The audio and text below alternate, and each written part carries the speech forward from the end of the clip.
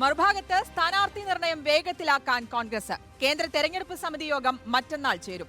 കേരളത്തിന്റെ ചർച്ച ചൊവ്വാഴ്ച നടക്കും. സംസ്ഥാനങ്ങളിൽ സ്ക്രീനിംഗ് കമ്മിറ്റികൾ പുരോഗമിക്കുകയാണ്.